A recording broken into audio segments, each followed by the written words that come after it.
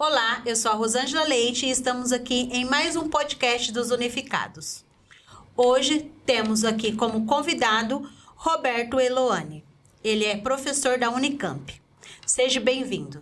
Muito obrigado, Rosângela.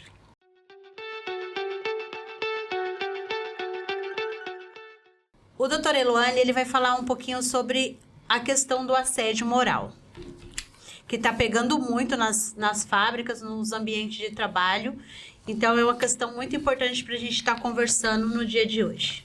Tá bom, eu quero, antes de mais nada, agradecer o convite, poder estar aqui, né, falando para os trabalhadores. Eu acho que isso é extremamente importante, né, fazendo esse podcast, a você, a toda a equipe que nos ajuda a passar uma palavra que às vezes é dura até, né? Pode ser, talvez não seja mais simpática, mas a realidade do trabalho não é uma realidade simples. Sim. Não é uma realidade com a qual você convive de forma pacífica. Não é.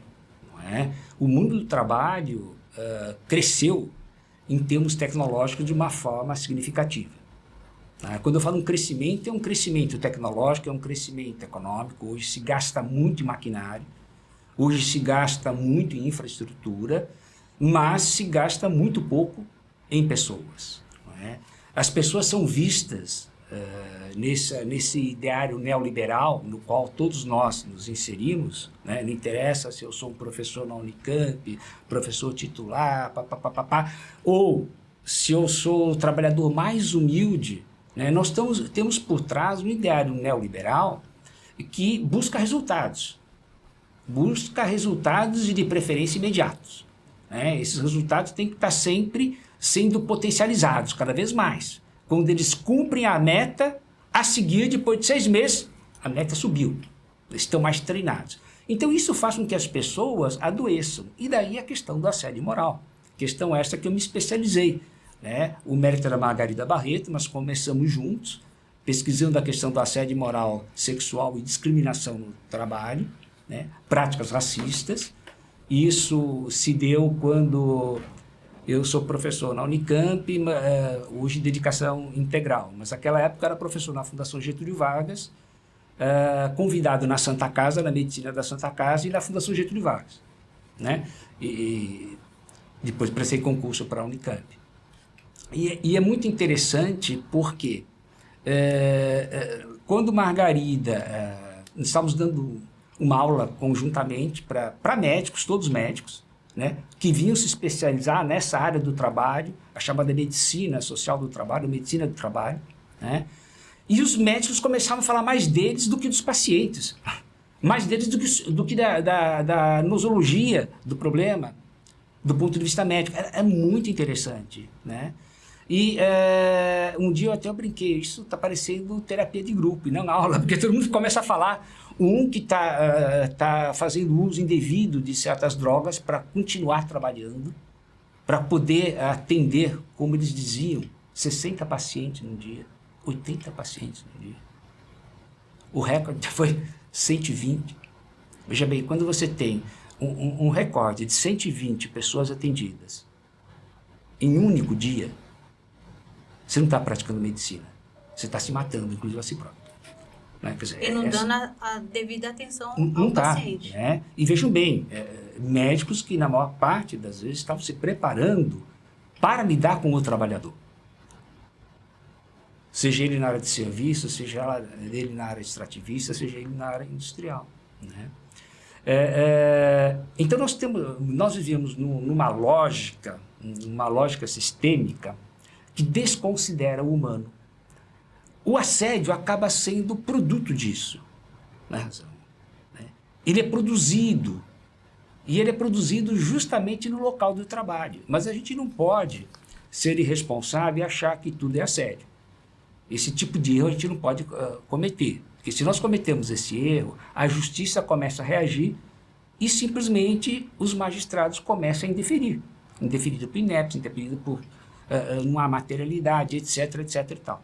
Né? Assédio moral não é um simples desentendimento. Às vezes eu posso, eu, Roberto Eloane, posso ter um desentendimento com a Rosângela, seja lá o que for, e depois até um pequeno desentendimento você acaba sendo até mais amigo. puxa vida, olha, né? Eu conheço melhor a Rosângela já conhece melhor a Eloane, enfim, né? E às vezes amizades profundas, sinceras, verdadeiras, nascem de certos conflitos. O conflito não necessariamente é negativo. Ele pode ser até produtivo. Agora, eu não me refiro, portanto, a questões de comunicação que pode ocorrer. Há um desabafo, a pessoa naquele dia está super cansada, está extenuada, subiu o tom de voz. Imediatamente a pessoa de boa fé, ela chega e fala, pô, desculpa, Rosângela, cheguei, pensei que ia chegar atrasado, eu cheguei meio agitado e você me fez essa pergunta e eu estava sem paciência, olha, mas não quis, me pergunta, eu sei que eu fui um pouco rude. Isso é assédio? É claro que não, é um ato humano, não é? Isso não tem nada a ver com assédio. O assédio, geralmente, por trás do assédio tem uma certa intencionalidade. Tem uma tentativa de cerco, de desqualificar profissionalmente a Rosângela, de colocá-la numa posição subalterna, qual seja.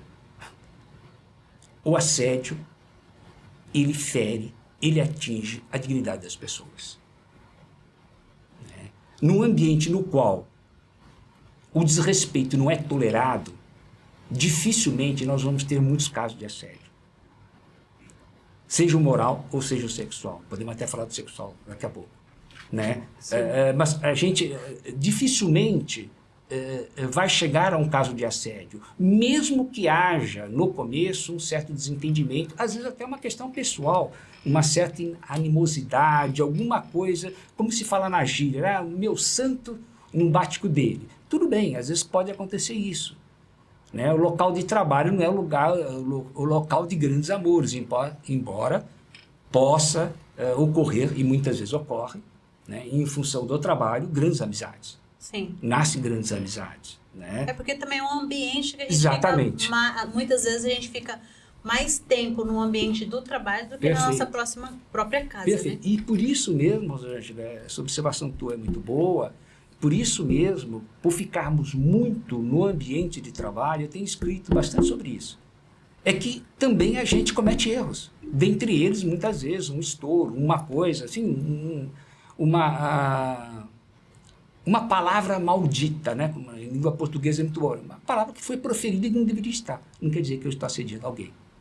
Mas quer dizer que, muitas vezes, eu devo pedir desculpa, sim. E de preferência que seja sincero. É claro que o outro percebe.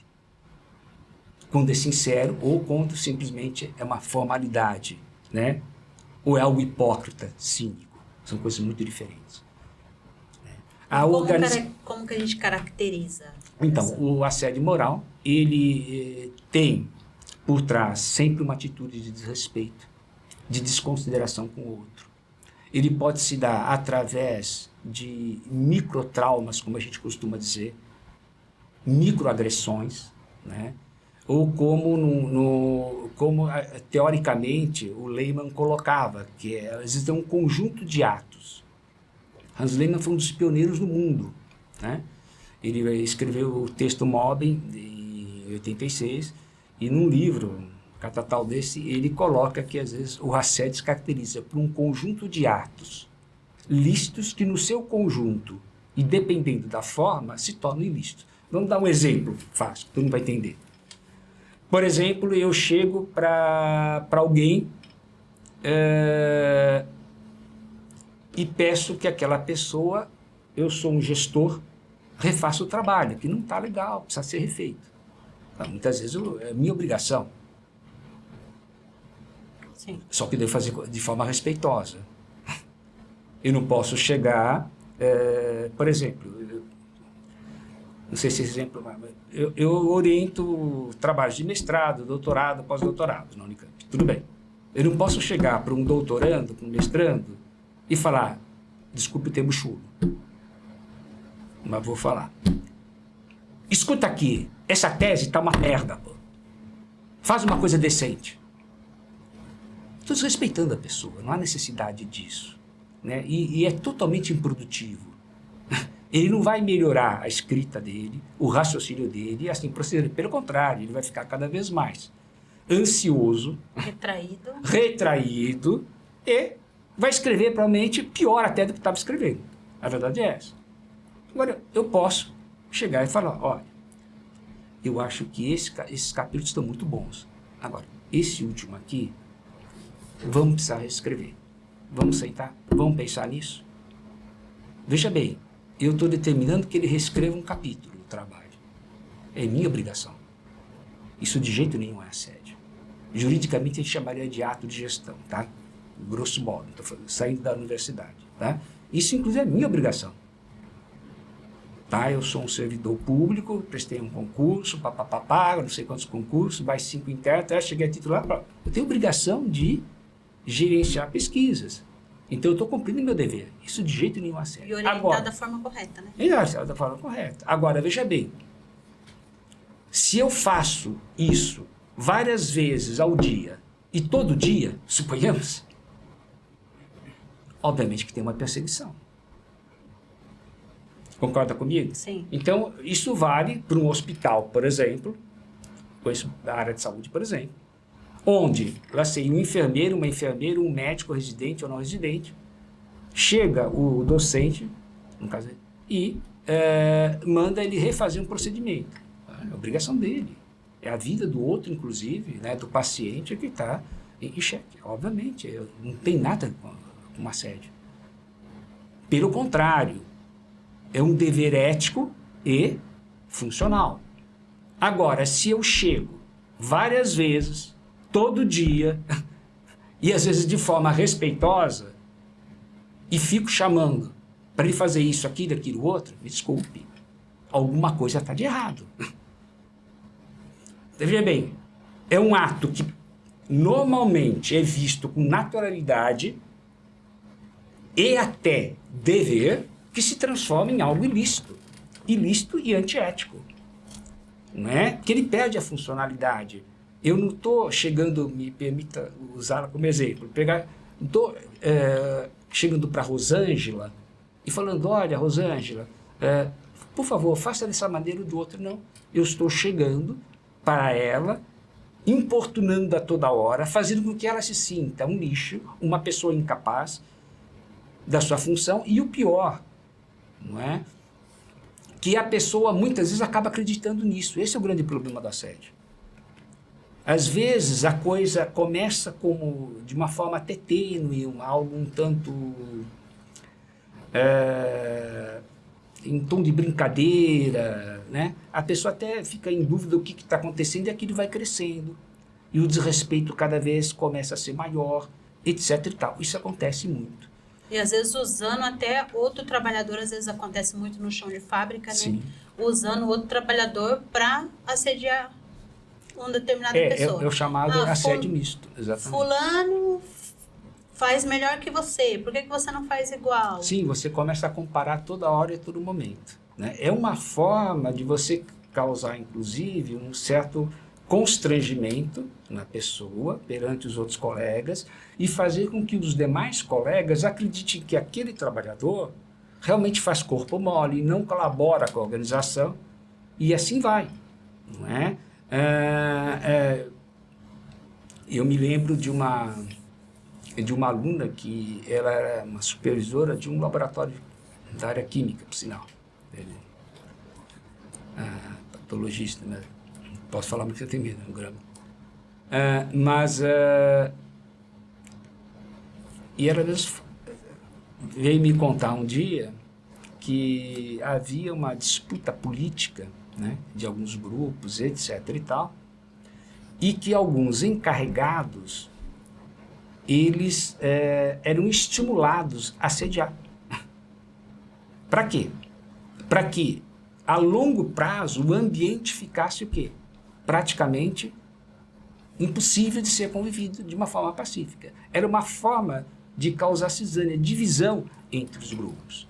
Então, veja bem que o assédio, ele pode ser de cima para baixo, que a gente chama de descendente, do superior hierárquico para os subordinados, mas ele também pode ser horizontal.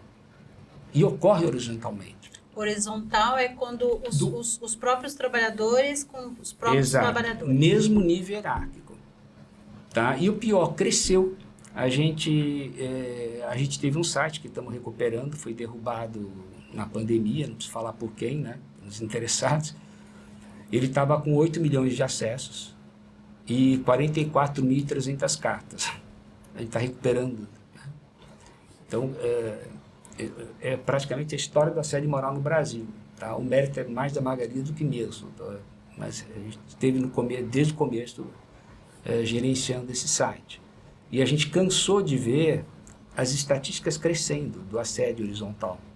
Porque esse modelo que se baseia na competição, né, cada um por si, Deus por outro, ele começa, esse modelo de competição, ele vai gerando uma ideia de que eu não tenho amigos, eu não tenho sequer colegas, eu tenho rivais.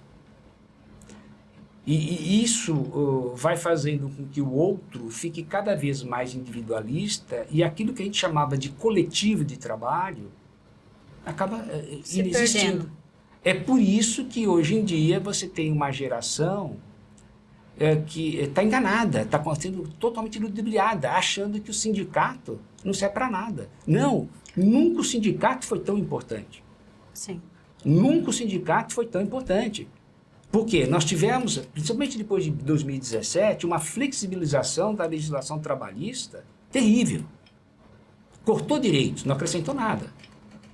Só tirou. Temos um modelo de gestão baseado nessa lógica pós-fordista neoliberal que cobra desempenho em cima de desempenho. E o nosso sindicato, só conseguimos barrar algumas coisas da reforma trabalhista por conta da nossa convenção coletiva. Sim, que temos uma convenção coletiva que é uma das melhores do país e a gente conseguiu barrar muita coisa, mas se não fosse a nossa convenção coletiva, o trabalho estaria mais precarizado ainda. Olha. E nesse sentido que a gente está fazendo esse podcast, porque assim, o índice de assédio moral dentro das fábricas dos últimos 2 anos agora aumentou muito. Inclusive, a gente tem nós fizemos um observatório que cuida da parte de assédio moral e sexual, onde a gente divulga sempre para os trabalhadores e a gente recebe inúmeras denúncias a respeito disso. Cresceu, assim, assustadoramente dentro da fábrica. Eu fui, inclusive, no lançamento lá. Eu fui no lançamento do observatório e digo mais, vai crescer, com certeza. Porque justamente os trabalhadores, eles já foram convencidos, mas eu acredito que isso vai ser revertido, eles já foram convencidos de que vale mais a pena você cuidar do próprio umbigo do que do coletivo, o que é um erro terrível. Nenhuma categoria consegue se impor se não trabalhar com o coletivo. O assédio moral é a maior prova disso. Quando você tem um ambiente verdadeiramente coeso, não tem supervisor, não tem encarregado, não tem chefia que consiga manter um processo de assédio a longo prazo.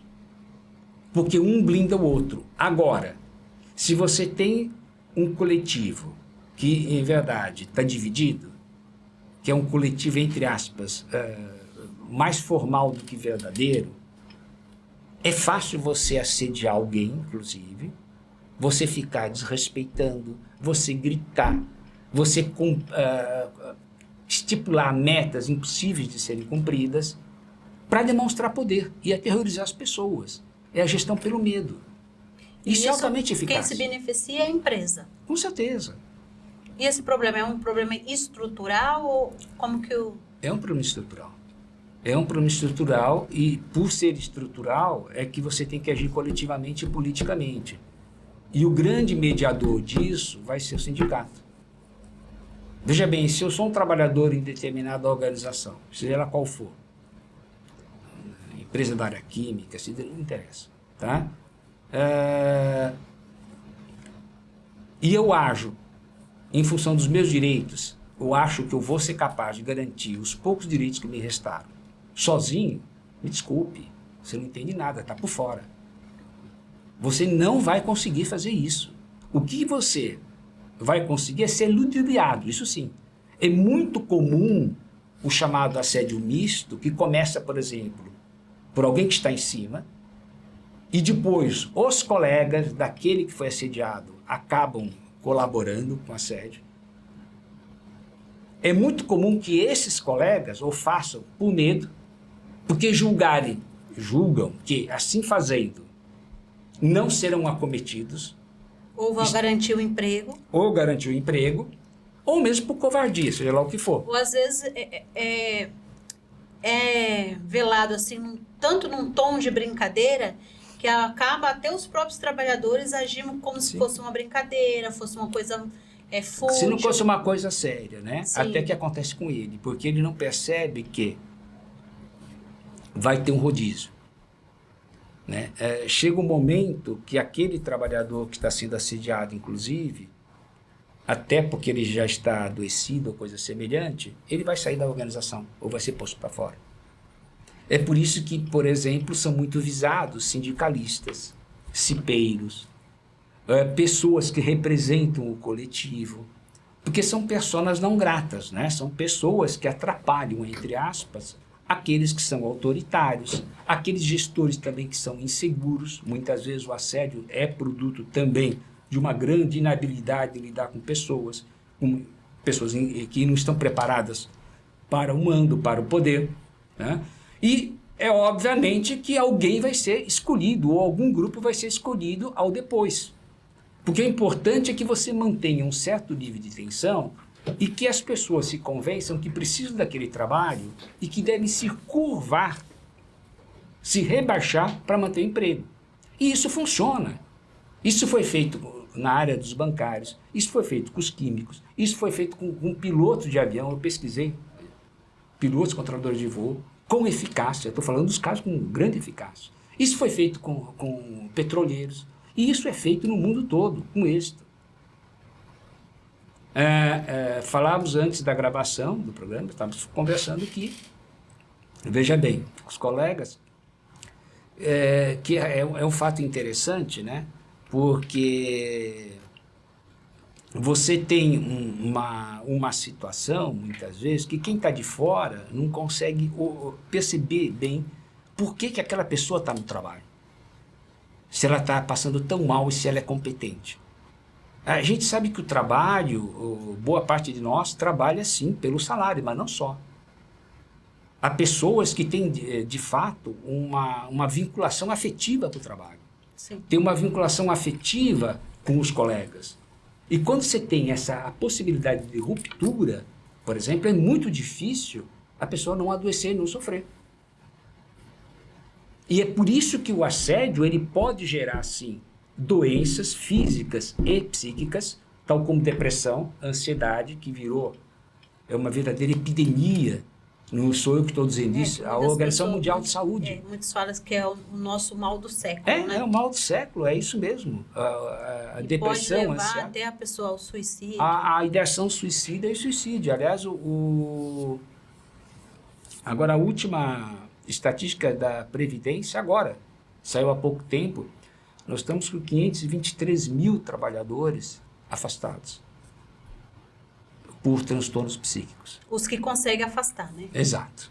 Boa observação, os que conseguem se afastar. Imagine aqueles que estão trabalhando, né? Que continuam trabalhando. Já bem, meio milhão, não é Porque brincadeira. aí também a gente já tem abre um outro problema, né? Porque mesmo a questão do INSS, tem alguns médicos que não identifica isso como uma doença mental, né? Você tem a questão dos peritos, né? Dos peritos, às vezes, você tem ótimos peritos, mas você tem peritos, no Brasil, você pode estar laudando, né? Um médico sobre um transtorno psíquico, né? Um ortopedista. É algo que eu estou estudando, inclusive, ele tem um trabalho de doutorado sobre isso, enfim, é muito complexo. Então, você tem também um problema na peritagem que é grave. O médico pode estar até muito bem intencionado, mas ele já é pressionado para laudar, muitas vezes, de um jeito que não é aquele que ele gostaria de fazer, né? E perícia não é a prática clínica. E, em segundo lugar, muitas vezes ele não está habilitado para isso. Tá? Mas eu acho que essa é uma outra questão, né? Mas que eu acho que é extremamente importante, foi muito bom você lembrar.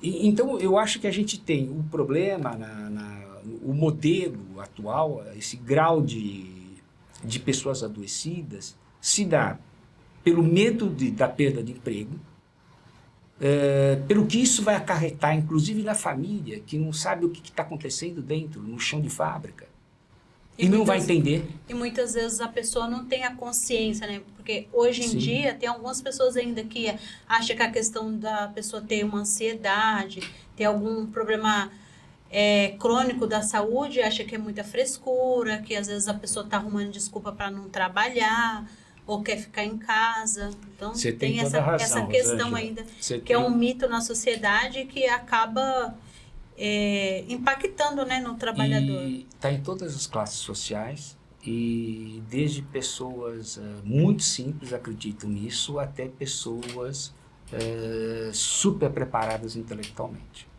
Uma coisa é o discurso, a narrativa, outra coisa é a prática. Sim. Tá? Você vê dentro de grandes universidades, tá? As melhores do Brasil, discursos de culpabilização daqueles que por alguma razão adoecem. Tá? Eu estou te falando assim, universidades top. Tá? Todos doutores, pós-doutor, papapá. Na hora do vamos ver, o colega está faltando, o colega não está conseguindo produzir pesquisas. Boca pequena. Essa falácia, porque é uma falácia, é uma mentira, essa falácia, ela captura todos nós. Porque nós somos criados, fomos educados e trabalhamos num modelo que é altamente produtivista. E é por isso que o assédio funciona. O assédio, não interprete mal, mas dentro da nossa sociedade ele tem uma certa legitimidade. Eu sei que é forte o que eu estou falando. Sim. Ele tem uma certa legitimidade. Mas é verdade. Se os próprios sindicatos não se preparam para isso, eles também começam a acreditar nisso. Eu me lembro que quando a Margarida foi médica dos sindicatos químicos, por mais de 20 anos. Né? E eu frequentei muito, inclusive, ia com ela. Né? Assim, amigos, companheiros de 30 anos, né? Enfim, aquela coisa toda. E eu me lembro que as primeiras lutas foram fazer com que o sindicato se convencesse que questão de saúde do trabalhador não é frescura, é importante. Que o sindicato tem que lutar, é claro, por salário, por tudo que a gente sabe, estabilidade, papapá, mas tem que também se preocupar com a saúde do trabalhador e da trabalhadora. E não só a física. Exatamente. Né? E que saúde mental não é frescura. Isso, hoje, houve, sem sombra de dúvida, progressos significativos. Nós estamos muito melhor do que estávamos. Né? O mérito é da Margarida novamente, mas criamos a rede latino-americana de estudos e pesquisas sobre assédio. Eles mesmos dizem, nossos irmãos, que o Brasil, de toda a América Latina, é um dos países que está, talvez esteja mais bem preparado. Mas foi uma conquista também junto com os sindicatos. Isso. Não foi algo que caiu, foi muita conversa, muita palestra, colocando essas questões. Né? Que transtorno mental é algo para ser cuidado. Ninguém fica doente, ninguém fica com uma depressão severa, lembrando que depressão não é tristezinha, são coisas muito diferentes. Eu estou falando de CID, sabe? Eu estou falando de CID, eu estou falando de F32, 33, eu estou falando de transtornos que, se não cuidados, podem levar, sim, ao suicídio. E nós, nesses quase 30 anos trabalhando com esse tema, infelizmente, nós tivemos que assistir pessoas ligando para nós e dizendo: muito obrigado pela ajuda, mas cansei. E a gente sabia que o sujeito ia se matar. Isso não é à toa. Ninguém se mata porque quer ou porque é covarde. Vamos tirar da cabeça essas ideias. Pelo contrário, tem que ter muita coragem para fazer isso. Quando a pessoa faz o que faz, é porque ela não suporta mais. A dor é tanta que... Ela prefere se ausentar desse mundo, como você falou, né, do que permanecer naquele suplício, naquela tortura. E às vezes é produto de um assédio que poderia ter sido abortado. E não foi. E eu pergunto, mesmo que a empresa seja a pior das empresas, então os colegas, Não é à toa que se criou no exterior um termo densificação, mais do que intensificação no trabalho. O que significa isso? A gente não tem mais tempo para o cafezinho, a gente não tem mais tempo para escutar o colega. Pô, você está nervosa? Mas diz aí, meu amigo. Às vezes a gente recebe um áudio de 2 minutos, a gente coloca num modo rápido. Exatamente. A gente está sem paciência para ouvir. E se a gente faz isso, e fazemos mesmo, essa observação é muito boa, Rosângela. Se a gente faz isso, imagine se você vai ter tempo para ouvir uma pessoa que está em depressão, que está com a fala mole, que o raciocínio não está bom, porque é produto da própria depressão, afeta a nossa cognição, afeta a nossa memória. Muitas vezes a pessoa nem consegue falar sobre aquilo. Não consegue verbalizar. Por causa dos julgamentos. Se eu for falar com fulano sobre isso, vai falar que eu estou exagerando. Você tem tantas coisas boas na vida, olha a sua vida como que tá, exato, você tem que agradecer, que não sei o quê.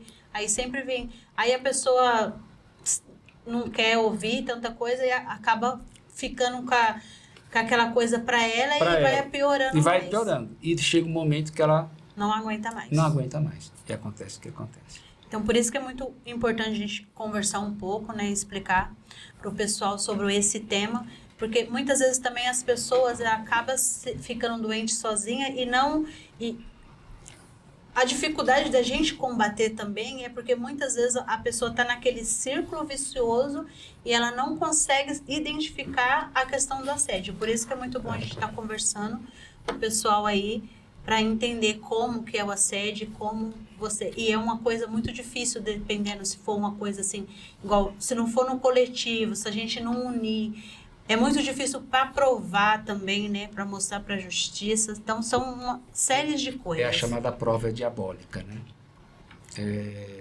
Porque ela é difícil de ser provada mesmo. Há fatores que são subjetivos, não quer dizer que são inexistentes, tá?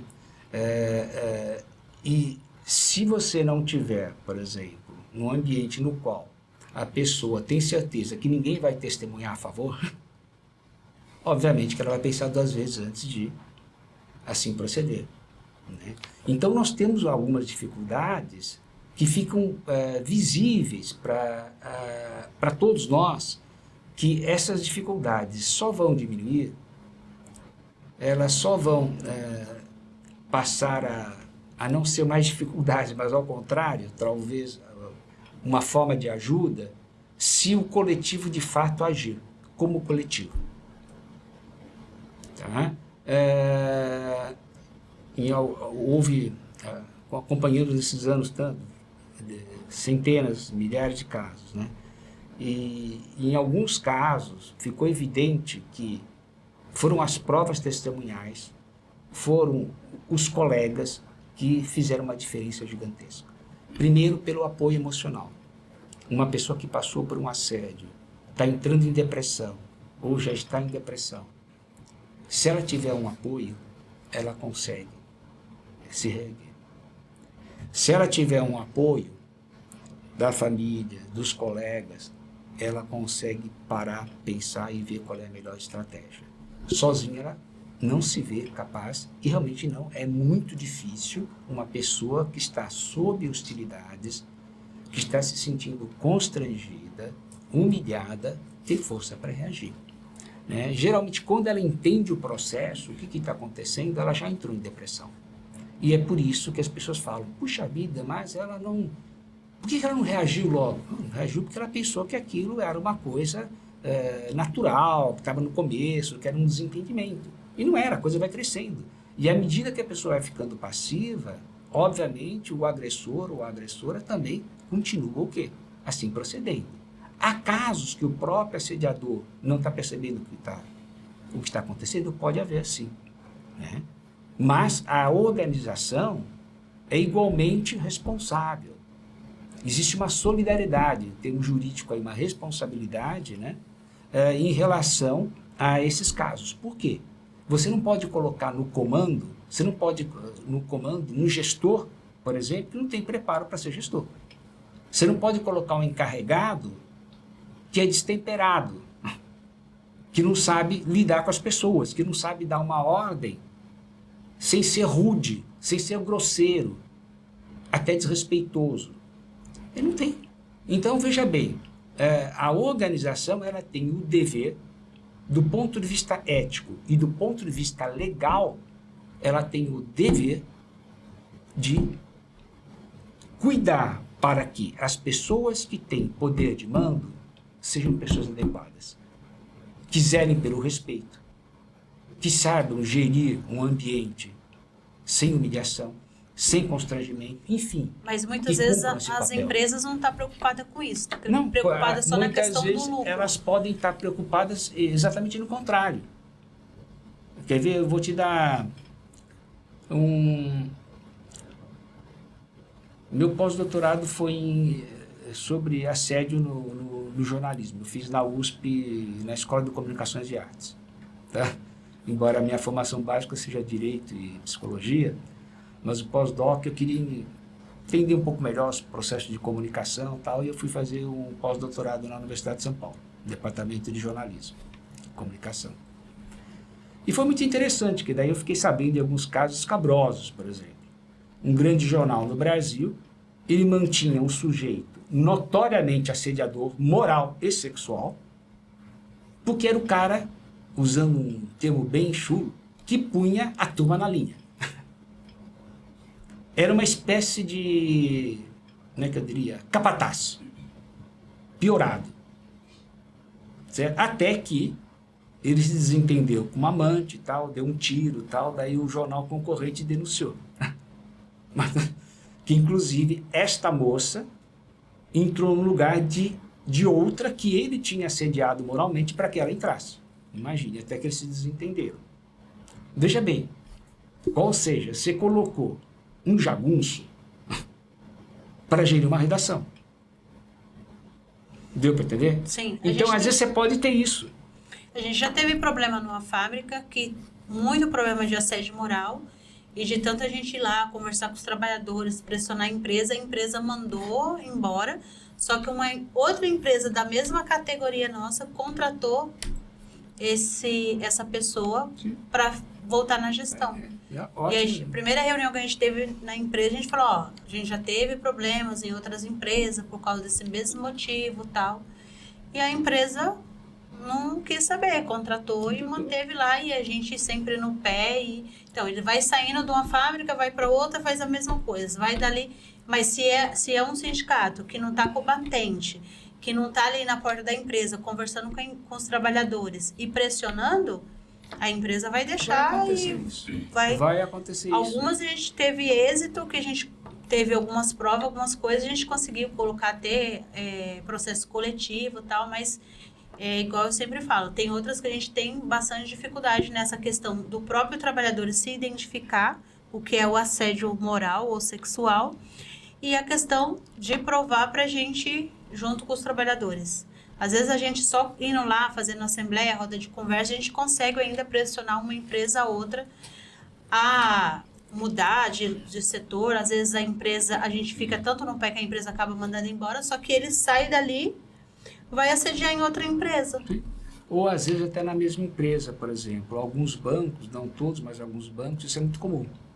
Quando o Ministério Público ocorre N assédios naquela agência e o Ministério Público começa, de fato, a atuar, tá?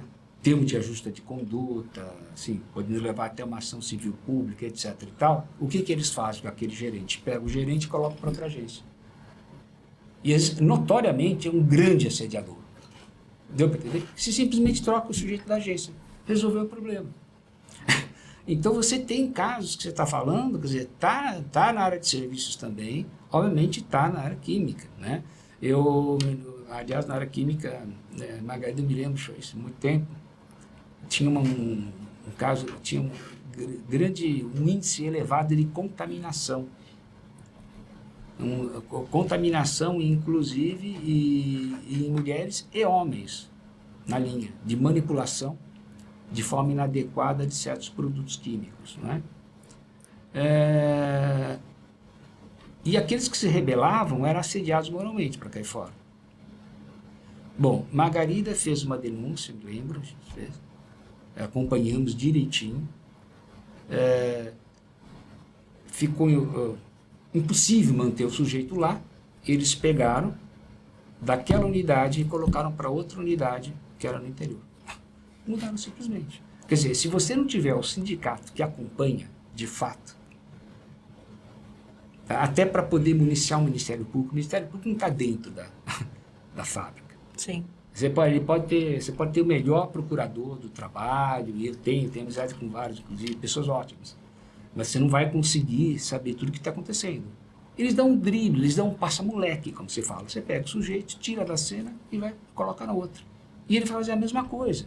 E vai aumentar a produção na outra. Embora as pessoas vão adoecer. E talvez, inclusive, vir a ter doenças graves, como estava acontecendo nesse caso. Então, isso é fundamental. E por que eu estou falando isso para você, Rosângela? Porque hoje se fala muito da NR1. Né? A NR1 é um avanço? Eu acho que é um avanço. Tá? Mudou agora e já está em vigor? Muita coisa já estava na NR7, por sinal. Né? Ela já colocava, só que ela é mais específica, mais completa, NR1, enfim. Foi um progresso? Foi, no meu entender. Só que quando ela atribui à CIPA o direito e até o dever, tá? De cuidar, digamos assim, da questão do assédio moral e sexual e outras práticas congêneres, ela dá uma grande responsabilidade para si. Ao mesmo tempo, isso pode se transformar numa armadilha. Não estou falando que não seja uma boa coisa, tá? Sim. Mas por que eu digo isso? Porque você precisa ter muito preparo para cuidar disso. Em segundo lugar, algumas questões que eu acho que são fundamentais. Essa CIPA vai ter autonomia ou não vai ter autonomia? Ela vai ser um puxadinho, desculpa te contar, mas ela vai ser um puxadinho da diretoria, do RH?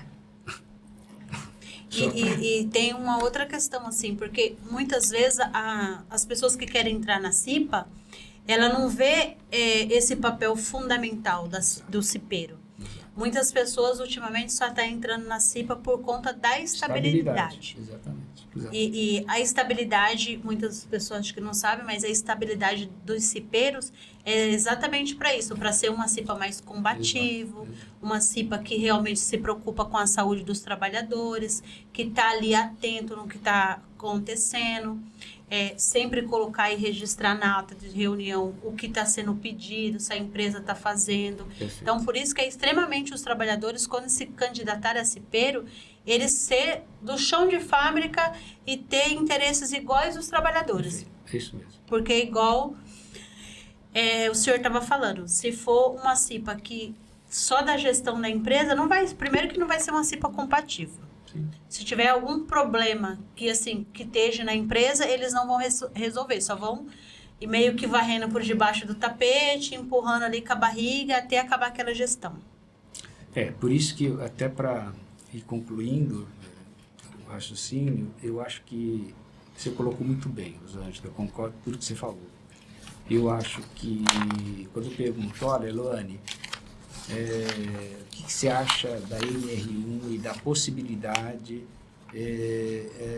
de cipeiros cuidarem de assédios e outras discriminações, etc, etc e tal? Eu falo, depende da CIPA. Ela está preparada? Ela tem autonomia?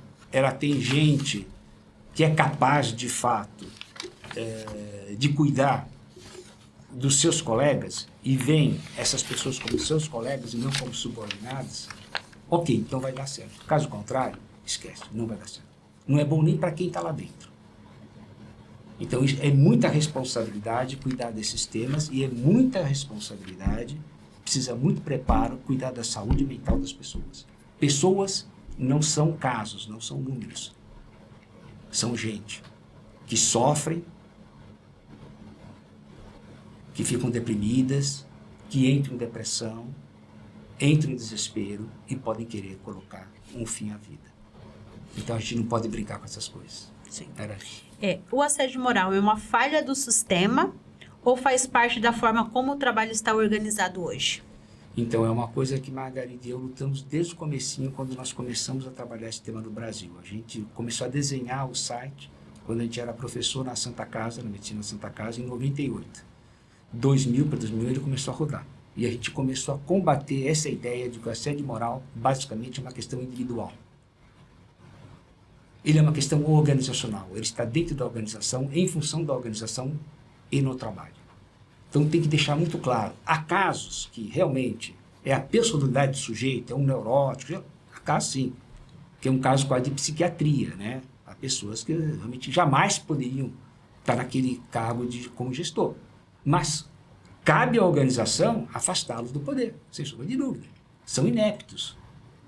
Na maior parte das vezes, o assédio é produto de metas inalcançáveis, de um ambiente deliberadamente hostil, às vezes incentiva a competição, inclusive intragrupos e entre grupos, para que aumente a produção. Sim. E é claro que daí o assédio moral é mera consequência.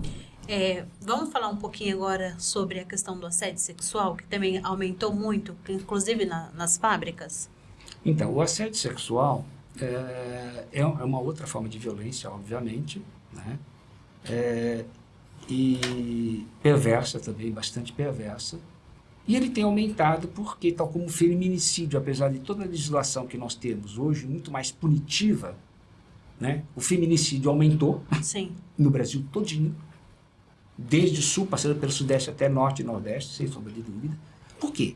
Porque nós estamos vivendo numa sociedade de coisificação. Então, veja bem, se eu vejo a Rosângela como um objeto e não como um ser humano, igual a mim, é claro que eu me vejo no direito de usar como um objeto. Então, você tem isso. Ou seja, nós precisamos, de fato, mudar a filosofia dessa lógica. Nós precisamos mudar a educação que é dada para as pessoas. Eu falo para as pessoas, não só para os homens, porque existe sim, não vai dar tempo para cuidar disso hoje. Sim, Tá? é um tema bastante... E aí eu tenho um compromisso depois, mas assédio sim de mulher para mulher, de homem para homem. Assédio, inclusive, de mulher para homem. A gente acompanhou nesses quase 30 anos pesquisando casos assim inimagináveis. Agora, um índice menor, mas tem. É um índice menor, mas tem. Tem sim. Inclusive entre homens, gays, entre mulheres, enfim. Tem. Menor, mas tem. Agora, essa coisificação, essa educação machista que é dada para o homem, por isso que a maioria é de homem para mulher, é que precisa mudar, de fato. Sim. Porque claro que você tem que ter rigor da lei. Hoje nós temos mudamos, não é mais uma simples contravenção penal. Nós temos, além do assédio sexual, combatido pela Justiça do Trabalho e combatido pela Justiça Penal, nós temos a importunação sexual, artigo 215. Está no Código Penal. Então hoje, tivemos, não faz muito tempo, aí, uma epidemia de ejaculadores em ônibus, em metrô, etc. e tal. Tivemos isso. Sim. Né?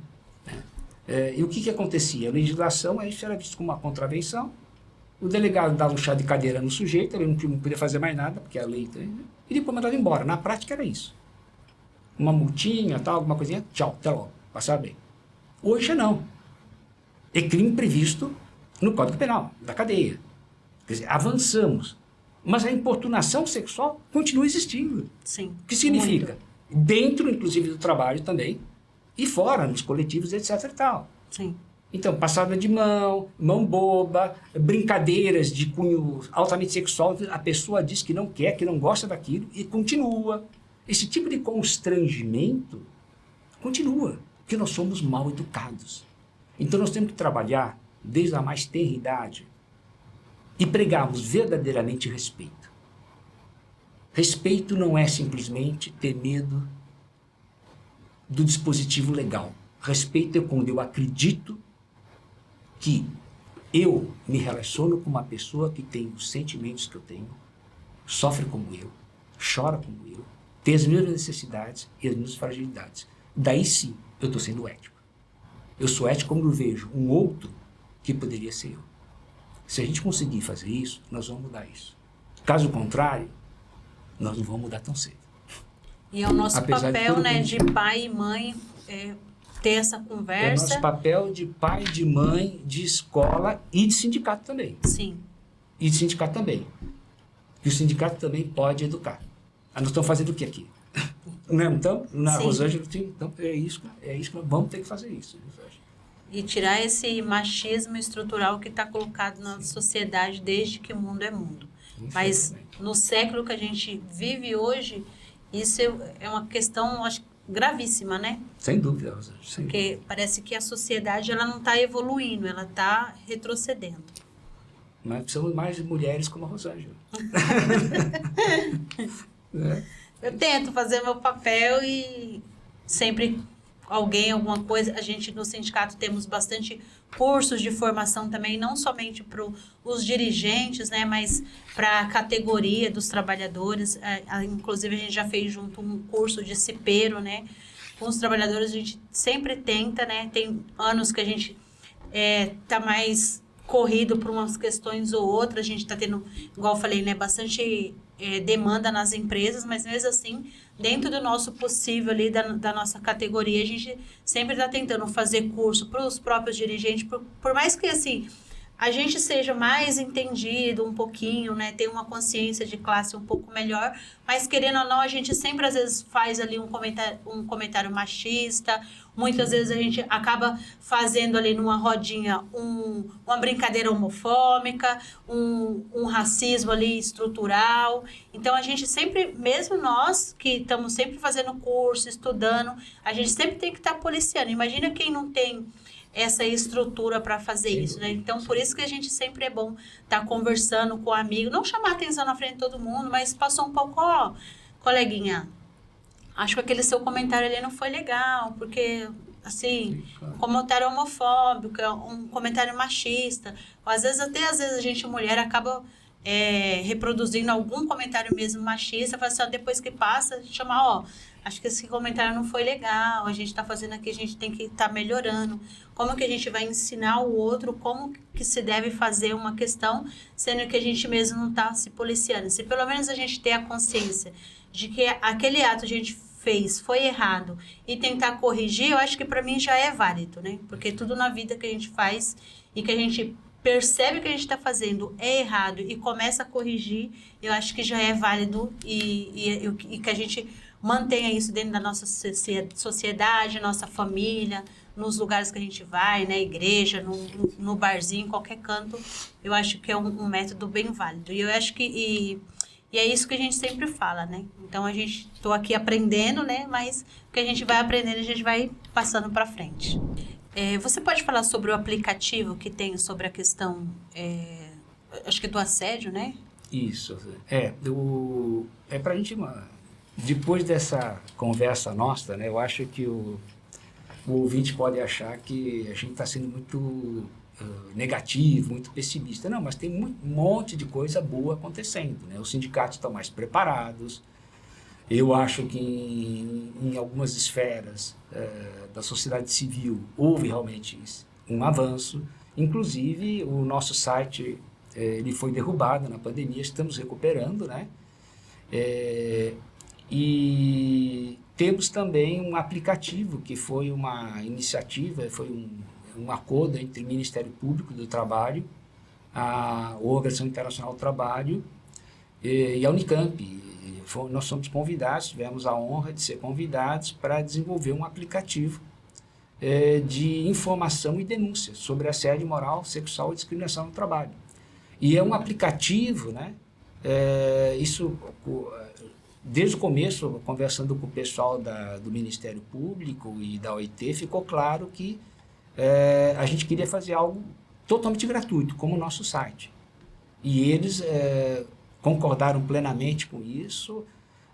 Foi uma parceria muito boa entre MPT, Unicamp e OIT, e o aplicativo se chama Trabalho Sem Assédio, ponto de interrogação, de exclamação.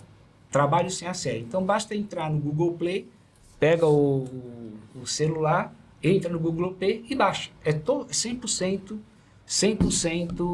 gratuito, né? Há questionários, enfim, é mais uma ferramenta para a gente poder combater o assédio e as várias formas de discriminação e violência no trabalho, né? Então, também é uma boa ferramenta para os próprios sindicatos, né? Ele foi construído também pensando nos sindicatos, que são os nossos parceiros, né? E para que a gente não tenha, né, e possa ter um trabalho, né, que não seja uma gestão por humilhação. No Sim. último livro que a gente escreveu com a Margarida Barreto, né, Assédio Moral, Gestão por Humilhação, o subtítulo, né, a gente demorou para colocar um subtítulo, né?